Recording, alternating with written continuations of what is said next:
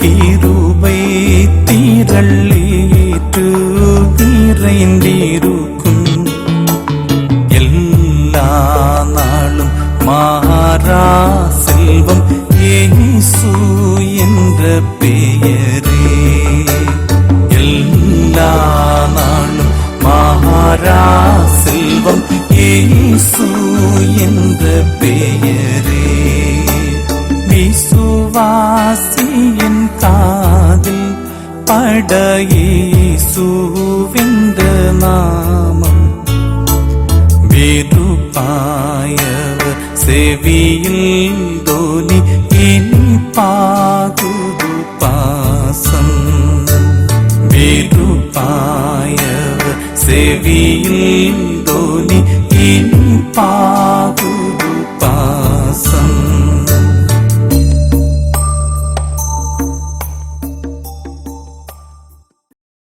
விடியலை தேடிய மானிடரை வெறுமையாய் விடாமல் ஆற்றல் படுத்தி வழிநடத்தும் இறைமகனாம் இயேசு கிறிஸ்துவின் இனிய நாமத்தினாலே உங்கள் அனைவரையும் அன்புடன் வாழ்த்துகின்றேன். ஆண்டவராகிய இயேசு கிறிஸ்துவின் உயிர்த்தெழுதலுக்கு பின் வருகின்ற முதலாம் ஞாயிறாகிய இந்நாளின் காலை சிந்தனைக்காக தென்னிந்திய திருச்சபையின் சார்பில் கொடுக்கப்பட்டுள்ள தலைப்பு இயேசு கிறிஸ்துவை ஆண்டவராகவும் கடவுளாகவும் உறுதிமொழிதல். Affirmation of Jesus Christ as Lord and God. இதற்கு ஆதாரமாக கொடுக்கப்பட்டுள்ள திருமுறை பகுதிகள் யாத்திராகமம் 3ஆம் அதிகாரம் 13 முதல் 17 வரையுள்ள வசனங்கள், யோவான் 20ஆம் அதிகாரம் 24 முதல் 29 வரையுள்ள வசனங்கள், கொலோசையர் 1ஆம் அதிகாரம் 15 முதல் 23 வரையுள்ள வசனங்கள். சிந்தனைக்கு கடந்து செல்லும் முன்பாய் ஒரு விசை கண்களை மூடி ஜெபம் செய்வோம். அனுதினமும் தம் வார்த்தையினாலே எங்களோடு பேசுகின்ற அன்பு நுரைந்த நல்ல கடவுளே, அமைதியான இந்த காலை வேளையிலும் உம்முடைய வார்த்தையினை சிந்தனை செய்ய ஆயத்தப்படுகிற போது உம்முடைய தெய்வீகமான பிரசன்னம் எங்கள் உள்ளத்தில் அமையவும், உம்முடைய வார்த்தை எங்கள் வாழ்விற்கு நம்பிக்கையாகவும் வழிகாட்டுதலாகவும் அமைய வேண்டும் என்று மீட்பராம் இயேசுவின் வழியாய் வேண்டிக் கொள்ளுகிறோம் பிதாவே, ஆமேன். ஆண்டவராகிய இயேசு கிறிஸ்து உயிர்த்தெழுந்து சீடர்களுக்கு தரிசனமான போது முதலாவது தோமா அங்கே இல்லை. இரண்டாவது முறையாய் 8 நாட்களுக்கு பின்பு தோமாவுக்கு இயேசுவானவர் தரிசனமாகி தம்மை வெளிப்படுத்திய போது ஆண்டவராகிய இயேசு கிறிஸ்துவை தோமா உறுதிமொழிகின்ற சான்றை யோவான் 20ஆம் அதிகாரம் 28வது வசனம் சொல்லுகின்றது. என் ஆண்டவரே, என் தேவனே என்று சொல்லி இயேசுவை கடவுளாக உறுதிமொழிகின்ற அனுபவத்தை பார்க்க முடியும். கிறிஸ்தவர்களாய் வாழுகின்ற அனைவரும் இயேசு கிறிஸ்துவை கடவுளாகவும் ஆண்டவராகவும் உறுதிமொழிந்தவர்கள்.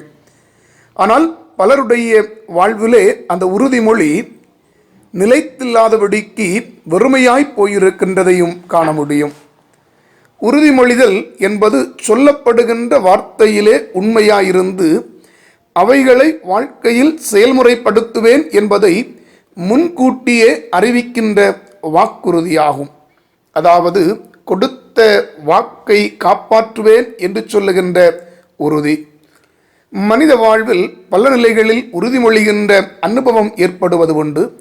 சில நேரங்களில் வார்த்தையிலும் எழுத்திலும் உறுதிமொழி ஏற்பதுண்டு.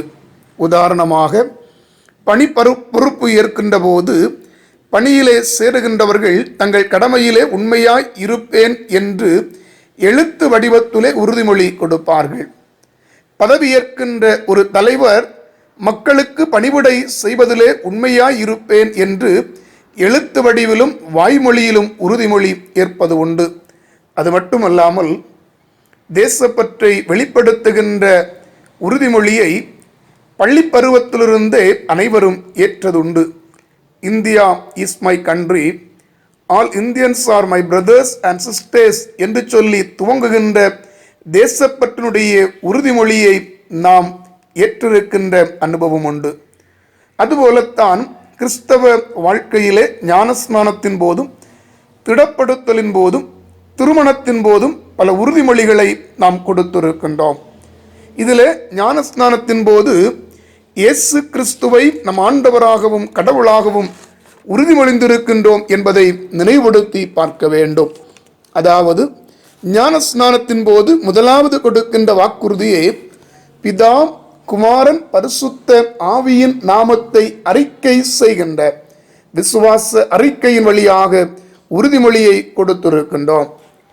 இங்கேயும் தோமா ஆண்டவராகிய இயேசு கிறிஸ்துவை உயிர்த்தெழுதலுக்கு பின்பு பார்க்கின்ற போது என் ஆண்டவரே என் தேவனே என்று சொல்லி உறுதிமொழிகின்றதை பார்க்க முடியும். இந்த உறுதிமொழி 1ஆம் நூற்றாண்டிலே மிகப்பெரிய முக்கியத்துவம் வாய்ந்ததாகவும் மக்களுடைய மனதிலே ஆற்றல் பெறுகின்ற ஒரு சக்தியாகவும் மாறினது என்பதிலே சந்தேகமில்லை. என் ஆண்டவரே என் தேவனே என்கிற வார்த்தைகள் குரியோஸ் தியோஸ் என்கின்ற கிரேக்க வார்த்தையிலிருந்து வருகின்றன. எபிரேயத்தில் அடோனாய் எலோஹீம் என்கின்ற வார்த்தைகள் பயன்படுத்தப்பட்டுள்ளது. பழைய ஏற்பாட்டில் ஆண்டவர் கடவுள் என்ற வார்த்தைகள் அடோனாய் எலோஹீம் என்ற 2 பெயர்களில் இருந்தாலும் யாவே என்கின்ற ஒரே பொருளிலே கடவுளை குறிப்பதற்கு பயன்படுத்தப்பட்டன. யாத்திராகமம் 3:14 மோசே கடவுளிடம் உமது பெயர் என்ன என்று கேட்டபோது இருக்கிறவராகவே இருக்கிறேன் என்று தம்மை வெளிப்படுத்தினார். புதிய ஏற்பாட்டில் தோமா இயேசு கிறிஸ்துவை கடவுளின் மைந்தனாகவும் மேசியாவாகவும் அறிக்கை செய்கின்றதை பார்க்கின்றோம். யோவான் ஆசிரியர் குறிப்பிடுகின்ற போது யோவான் 20:31 இயேசு தேவனுடைய குமாரனாகிய கிறிஸ்து என்று நீங்கள் விசுவாசிக்கும்படியாக, விசுவாசித்து அவருடைய நாமத்தினாலே நித்திய ஜீவனை அடையும்படியாகவும் இவைகள் எழுதப்பட்டிருக்கிறது என்று இந்த அதிகாரத்தை நிறைவு செய்கின்றதை பார்க்கின்றோம். இங்கே கிறிஸ்து என்றால் மெஸ்ஸியா என்கின்ற பொருளை தருகிறது. அப்படி பார்க்கின்ற போது தோமாவினுடைய விசுவாச அறிக்கை இயேசு கிறிஸ்துவை மெஸ்ஸியாவாக காண்கின்றதை பார்க்கின்றோம். என் ஆண்டவரே என் தேவனே என்று சொல்லி இயேசுவை பார்த்து தோமா மொழிந்த உறுதிமொழி எப்படிப்பட்டதாக அமைகிறது என்று சொல்லி 3 சிந்தனைகளை சொல்லி அமைய ஆசைப்படுகின்றேன். முதலாவது சிந்தனை, உண்மைக்கு சான்றான உறுதிமொழி. உண்மைக்கு சான்றான உறுதிமொழி. கண்ணால் காண்பதும் பொய், காதால் கேட்பதும் பொய், தீர விசாரித்து ஆராய்ந்து அறிவதே மெய் என்பார்கள். இது தோமாவினுடைய வாழ்வுக்கு பொருத்தமாக அமைகின்றதை பார்க்கின்றோம். தோமாவை பொறுத்தவரையில் எதையும் சொன்னவுடன் நம்புகின்ற மனநிலை இல்லை. மாறாக அவற்றை விசாரித்து உண்மை நிலையை புரிந்து கொள்ள வேண்டும் என்கின்ற ஆவல் அவரிடத்திலே இருந்தது. ஆகவே தான் உடன் சீடர்கள் எல்லாம் கர்த்தரை கண்டோம் என்று தோமாவிடம் வந்து சொன்னபோது தோமா நம்பவில்லை. யோவான் 20:25 கர்த்தரை கண்டோம் என்று அவனுடனே சொன்னார்கள். அதற்கு தோமா, அவருடைய கைகளில் ஆணிகளால் உண்டான காயத்தை நான் கண்டு அந்த காயத்திலே என் விரலை இட்டு என் கையை அவருடைய விலாவிலே போட்டால் ஒழிய விசுவாசிக்க மாட்டேன் என்று சொல்லுகின்றார். இதில் 2 காரியங்கள் வெளிப்படுகிறது. ஒன்று, மற்றவர்கள் சொல்லுகின்ற செய்தியை அப்படியே நம்புவதில்லை. இரண்டாவது, உயிர்த்தெழுந்த இயேசு கிறிஸ்துவை தொட்டு பார்க்க வேண்டும், அவரை காண வேண்டும் என்று சொல்லுகின்ற வாஞ்சை அங்கே வெளிப்படுகின்றதை பார்க்கின்றோம்.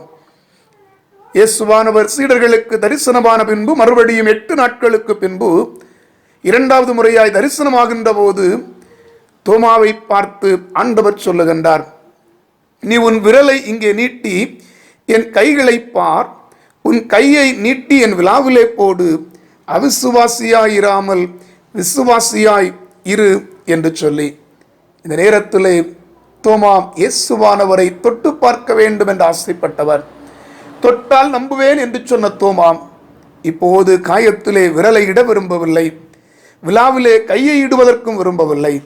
மாறாக கண்ட மாத்திரத்திலே தன்னோடு பேசின இயேசுவை பார்த்து சொல்லுகின்றார், என் ஆண்டவரே என் தேவனே என்று சொல்லி. இயேசுவனுடைய சீடர்களிலே இயேசுவை ஆண்டவராக கடவுளாக அறிக்கை செய்த முதல் சீடன் தோமாவாக இருக்கின்றதை நாம் பார்க்கின்றோம். இந்த கால சூழ்நிலையிலே 1ஆம் நூற்றாண்டில் தோமாவினுடைய அறிக்கை மிகவும் முக்கியம் வாய்ந்ததாக அமைந்தது. அதற்கு பல காரணங்களும் இருந்தது. இயேசுவானவர் உயிர்த்தெழுந்த உண்மையை மறைப்பதற்கு பல முயற்சிகளை செய்த ஒரு கூட்டம் இருந்தது. கல்லறையை காத்து கொண்டிருந்தவர்கள் இயேசு உயிர்த்தெழுந்த செய்தியை பிரதான ஆசாரியனிடம் அறிவித்த போது பிரதான ஆசாரியர் மூப்பரோடு ஆலோசனை பண்ணி சேவகர்களுக்கு பணம் கொடுத்து நாங்கள் நித்திரை பண்ணுகையில் இயேசுவின் சரீரத்தை களவாய் எடுத்துக்கொண்டு போய்விட்டார்கள் என்று பொய்ச் செய்தியை பரப்புவதற்கு சொல்லி அனுப்பினார்கள். பணத்தை பெற்றுக்கொண்ட காவல்காரர்களும் தங்களுக்கு போதிக்கப்பட்டபடியே செய்தார்கள். இந்த பேச்சு இன்று வரைக்கும் யூதருக்குள்ளே பிரசித்தமாய் இருக்கிறது என்று மத்தேயு 28:15 பார்க்க முடியும். இப்படிப்பட்ட ஒரு கால சூழ்நிலையிலே உயிர்த்தெழுந்த இயேசுவை மறைப்பதற்கு அதிகார வர்க்கம், அரசியல் வர்க்கம் காத்திருக்கின்ற ஒரு சூழ்நிலையிலே தோமா ஆண்டவராகிய இயேசு கிறிஸ்து உயிர்த்தெழுந்தார் என்கின்ற செய்தியை, அவர் ஆண்டவர் என்பதை அறிக்கை செய்கின்றதை, என் ஆண்டவரே என் தேவனே என்று சொல்லுகின்ற உறுதிமொழி உண்மைக்கு சான்றான உறுதிமொழியாய் அமைகின்றதை பார்க்கின்றோம். இரண்டாவது பார்க்கின்ற போது உலகறிய பறைசாற்றிய உறுதிமொழி.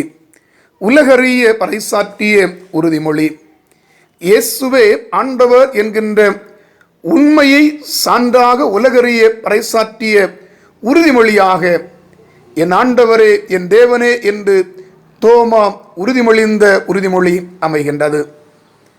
அநேக மக்களை ஆச்சரியப்பட வைத்தது. தோமாவினுடைய உறுதிமொழி அநேகருக்கு அதிர்ச்சியை கொடுத்தது. காரணம், ரோம ஆளுகைக்கு உட்பட்டிருந்த மக்கள், அரச வழிபாட்டிலே அடிபணிந்து கிடந்தவர்கள், ரோம அரசுக்கு கீழ்ப்படிந்து கிடந்தவர்கள், சீசரைத்தான் ஆண்டவராக வணங்க வேண்டும் என்று சொல்லுகின்ற கட்டாயத்திலே இருந்தவர்கள், சீசருடைய சிலையைத்தான் வணங்க வேண்டும், சீசரைத்தான் கடவுளாக ஆண்டவராக அறிக்கை செய்ய வேண்டும் என்று சொல்லக்கூடிய ரோம கட்டளையின் காலச்சூழ்நிலையிலே இருந்தவர்கள். ஜூலியஸ் சீசரனுடைய மரணத்திற்கு பின்பு அவருடைய தத்து மகனாய் இருந்த அகஸ்துராயனாலே கொடுக்கப்பட்ட கட்டளை அது. எப்படி பாபிலோனை ஆண்ட நேபுகாத்நேச்சர் தன்னுடைய சிலையை மட்டும்தான் சில காலம் வணங்க வேண்டும் என்று சொல்லி நிர்பந்தித்து வணங்காதவர்களுக்கு தண்டனை கொடுத்தானோ, அதை போன்ற ஒரு கொடிதான சூழ்நிலை தான் தோமா அறிக்கை செய்த கால சூழ்நிலை அமைந்ததை நாம் பார்க்கின்றோம். சீசரை ஆண்டவராக அறிக்கை செய்ய கட்டாயப்படுத்தப்படுகின்ற ஒரு கால சூழ்நிலையிலே ஆண்டவராகிய இயேசுவே ஆண்டவர் என்று சொல்லி உலகறிய பறைசாற்றுகின்ற உறுதிமொழியாக அமைகின்றதை நாம் பார்க்கின்றோம். இந்த உறுதிமொழிதான் உடனிருந்த மற்ற சீடர்களுக்கும் ஊக்கம் தந்தது. பயந்து போய் முடங்கி கிடந்த நிலையை விட்டு வெளியே வருவதற்கு ஆற்றல் தந்தது என்று பார்க்கின்றோம். அப்போஸ்தலர் 2ஆம் அதிகாரத்திலே பரிசுத்த ஆவியை பெற்ற சீடர்கள் துணிவோடு கூட பேச ஆரம்பிக்கின்றதை பார்க்கின்றோம். அப்போஸ்தலர் 2:32 அப்போஸ்தலனாகிய பேதுரு சொல்லுகின்றார், இயேசுவை தேவன் எழுப்பினார், இதற்கு நாங்கள் சாட்சிகள் என்று. அப்போஸ்தலர் 3:15 ஜீவாதிபதியை கொலை செய்தீர்கள், அவரை தேவன் மரித்தோரிலிருந்து எழுப்பினார், அதற்கு நாங்கள் சாட்சிகள் என்று சொல்லி இயேசுவினுடைய உயிர்ப்பின் செய்தியை, இயேசுவே ஆண்டவர் என்று சொல்லுகின்ற அறிக்கையை உலக மக்கள் அறிவதற்காக பறைசாற்றுகின்ற அனுபவத்தை நாம் பார்க்கின்றோம். அருமையான ஆண்டவருடைய பிள்ளைகளே, ஆண்டவராகிய இயேசு கிறிஸ்து உயிரோடு எழுந்தவராய் நம்மோடு கூட வாழுகின்ற கடவுளை உலகறிய பறைசாற்றுகின்ற நிலை நமக்குள்ளாய் இருக்கிறதா? ஆண்டவராகிய இயேசு கிறிஸ்துவை மற்றவர்களோடு அறிமுகப்படுத்துகின்ற அனுபவம் நம்முடைய வாழ்விலே இருக்கின்றதா? தோமாவினுடைய வாழ்விலே ஆண்டவராகிய இயேசு கிறிஸ்துவை மிக கடினமான ஒரு கால சூழ்நிலையிலே இயேசுவே ஆண்டவர் என்று சொல்லி சுற்றி இருக்கின்ற உலக மக்கள் அறிவதற்காக உறுதிமொழி ஏற்றதை பார்க்கின்றோம்.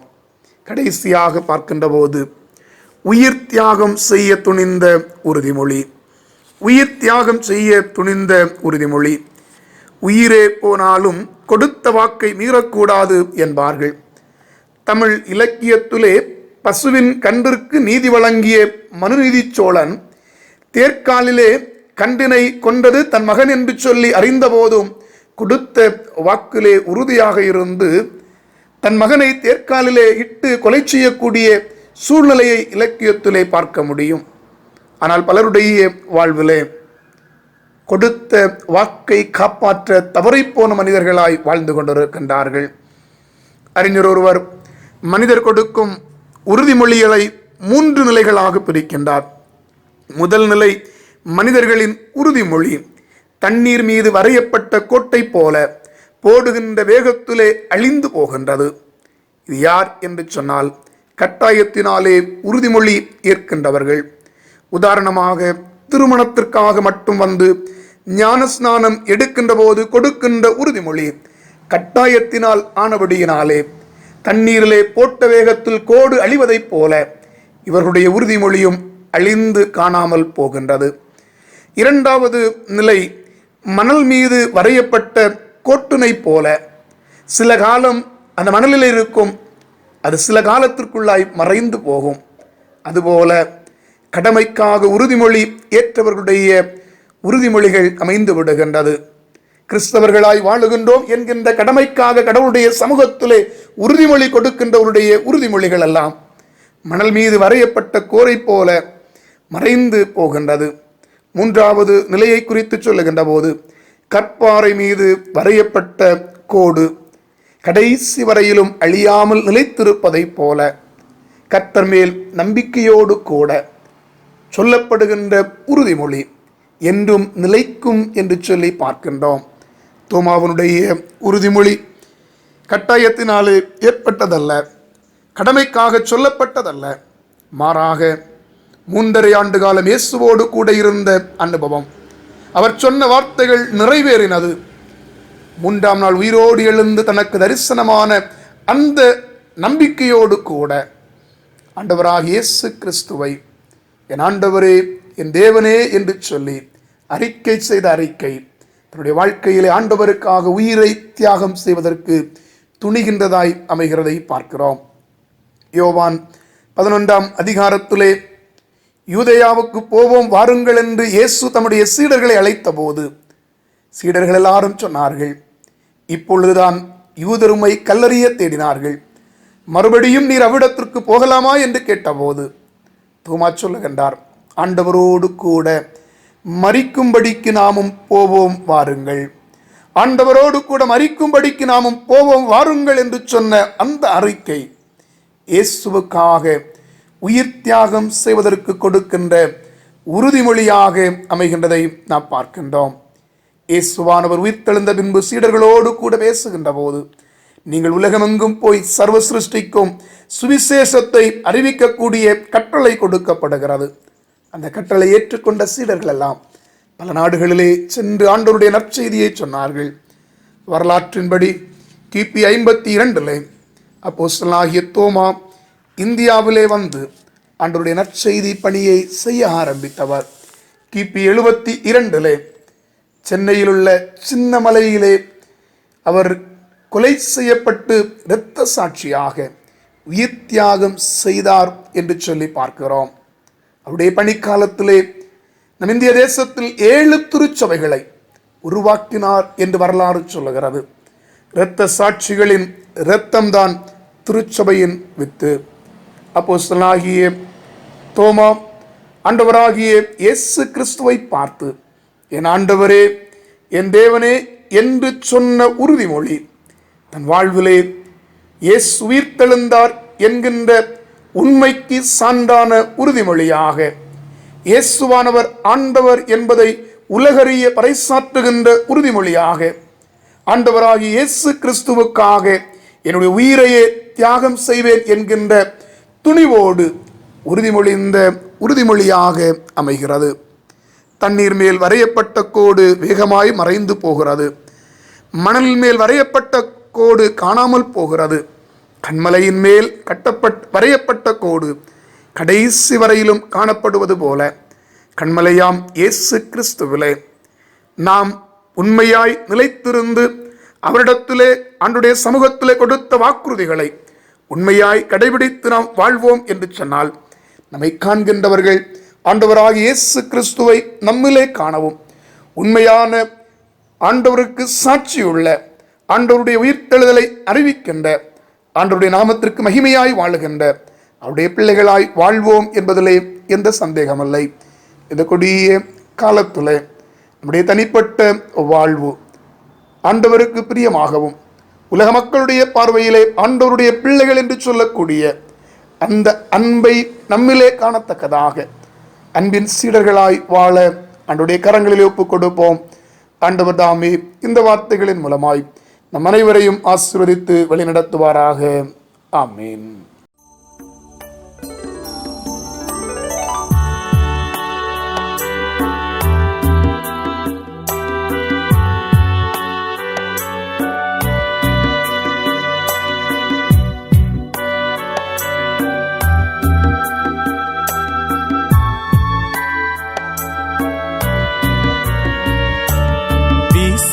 விசுவாசியின் காதில் பட இயேசுவென்ற நாமம் விருப்பாயவர் செவியில் தோனி இனிப்பாகுது பாசம்.